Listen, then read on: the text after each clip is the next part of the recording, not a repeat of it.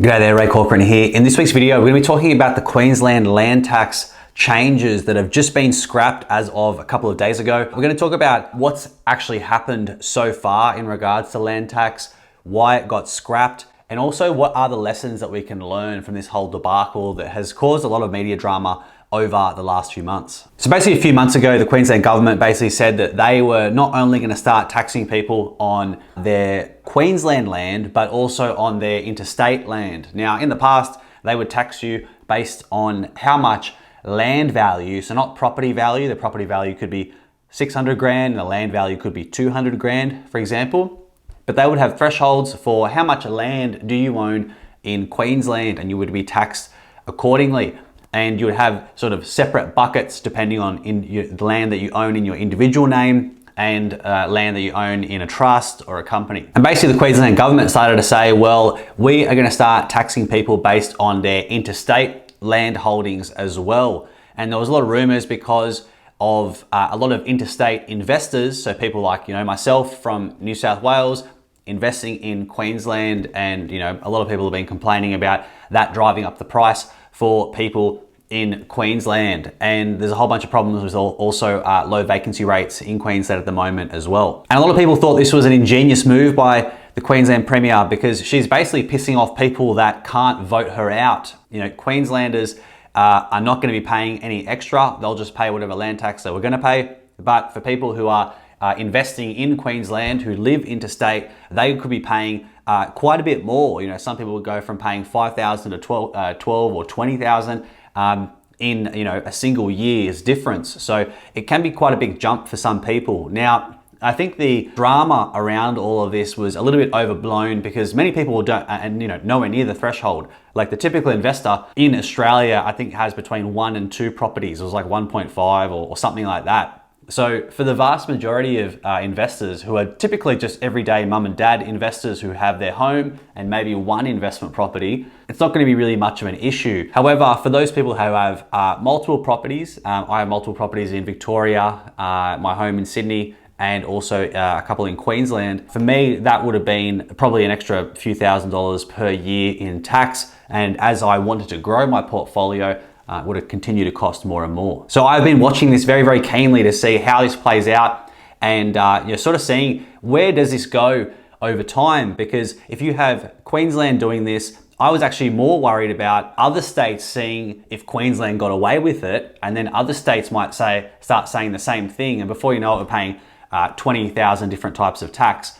So I was very interested to see how that was going to play out. However, some good news came through Thursday, Friday last week. It's Sunday now as I'm filming this. And basically the short version is that they have scrapped these new tax changes. They were hugely unpopular with people, I guess, across the country. A lot of people, obviously in the real estate industry, were up in arms about it. And a lot of people were questioning whether it even will help any people in Queensland, because there's gonna be a lot of people that, investors that may want to pull out of those regions, or there may be investors who start to jack up their rents even further and make the problem worse for renters because they have increased costs on their side. Ultimately, what ended up happening was they pushed through all these changes, and they were going to be effective from the 30th of June 2023. But ultimately, at the end of the day, while these changes were extremely unpopular, what we found was that the big issue was cooperation and trying to get that data around what actual land holdings do investors have in other states. Dominic Perrottet, who is the Premier for New South Wales, where I am,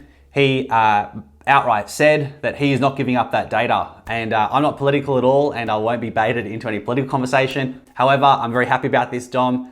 Good job. And basically he said, no, we're not going to give it to you. And I think that was obviously politically a good move for him, but I think it was just common sense. If we pay land tax in, our own state, whether you're in New South Wales or elsewhere, it seems kind of unfair to be increasing my tax based on stuff I have in other states. And for me personally, I'm happy to pay whatever fair share of tax that I have to pay. But also I don't want them to take the piss and just start taxing me left, right, and center, because I'm kind of already being taxed left, right, and center, as we all are.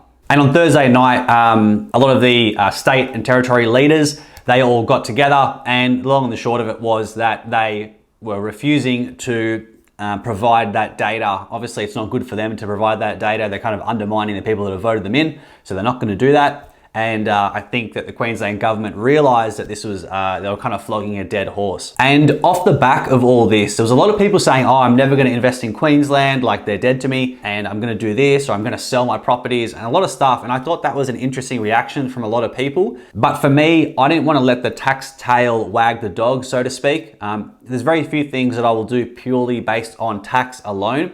A lot of people do make many decisions based on just saving tax. And for me, I like to think about the overall bigger picture, not just the taxes. And I think this is one of the biggest lessons out of all this is one, don't react, straight away to a lot of this news. This didn't even end up going through. It was, pretty much dead on arrival.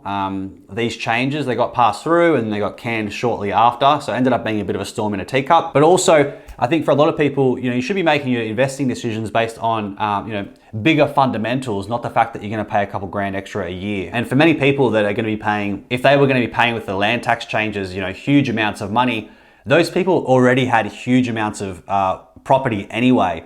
So it is all relative. And while I didn't want to pay the tax, it is one of those things that comes with property ownership. And I like to look at, what my overall costs are and growth potential and all that sort of stuff, because ultimately, I want an investment that performs at the end of the day after costs, and kind of go from there. But with that absolute crap show out of the way, I'd love to hear your thoughts. Do you think it was very fair for them to be trying to push through these changes? And how do you feel now that they have been canned? And does this change anything in terms of your investing strategy? Are you going to be a bit more scared to invest in Queensland as a result of this? Do you think that they're maybe going to try to do something else like this in the future? I'd love to hear your thoughts. And other than that, I'll see you in the next video.